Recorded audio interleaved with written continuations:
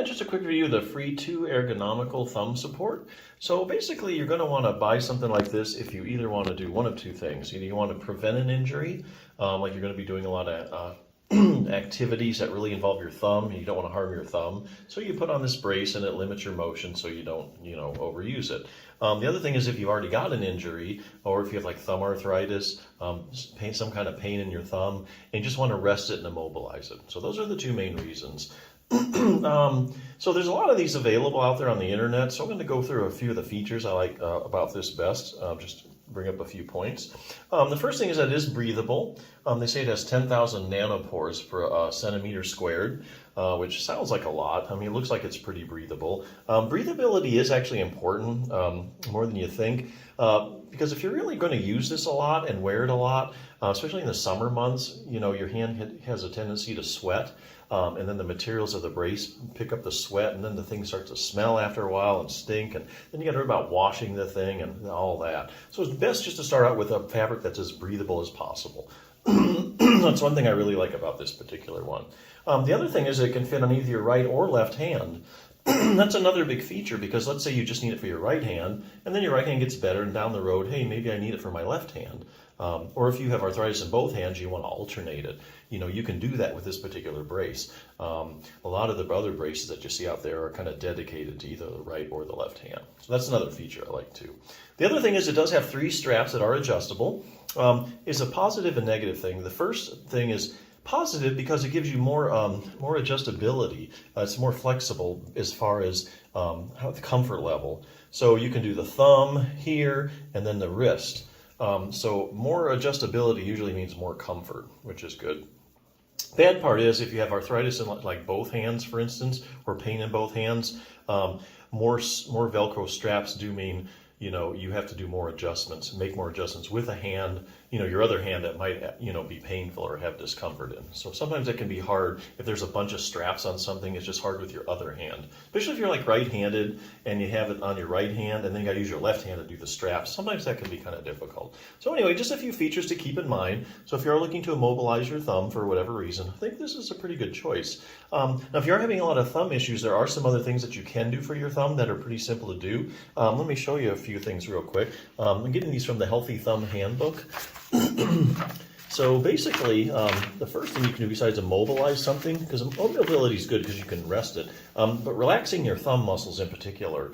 So you might have pain coming from your thumb, or if you have, for a couple of reasons. If you overuse your thumb, the muscles can obviously talk to you and, give you some pain. The other thing is, a lot of people don't know this, but if you have like thumb arthritis, if something's going on in the joint, a lot of times the muscles react to what's going on in the joint, and so the muscles also get painful. So not only do you have, the joint giving you pain, but you also have a muscular component to your pain. So it's always good to kind of iron that out. Muscles can develop these things called trigger points. These are irritable spots in the muscle, and this will show you where there's certain points where you can press on and kind of work those out so you can get rid of your muscular pain, if you happen to have any. Now, if you do have thumb arthritis, a lot of times people don't know this, but your web space is going to get a little tight, so you got to make sure that you keep that stretched out. So that's a really easy thing to do. The other thing is taking pressure off the thumb joints. So if you have an overworked thumb, the muscles can hurt. Obviously, the joint, can cause you problems as well. In a thumb arthritis, a lot of pain does come from the arthritic joint. So taking the pressure off the joint is like a vacation for the joint. And joints, especially arthritic joints, really like when the pressure is taken off. That would be a simple distraction technique. Okay, so that's where you pull the bones apart a few millimeters. This takes all the pressure off the joint, gets circulation going, just relaxes everything, and arthritic joints really like that. So here's a little technique you can use. This book will show you where to put your hands so you can go ahead and distract your thumb joint. You can do that in sitting as well.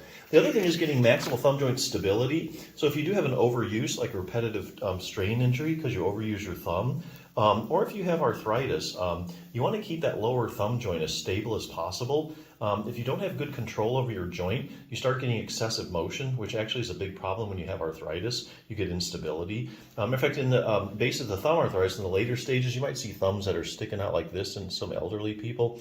That's where there's so much instability. The joint is actually, one of the bones has actually become subluxed or partially dislocated. So that's kind of the end stages of it. So the whole thing is really about a lot of instability. So definitely you want to get as much joint stability as possible.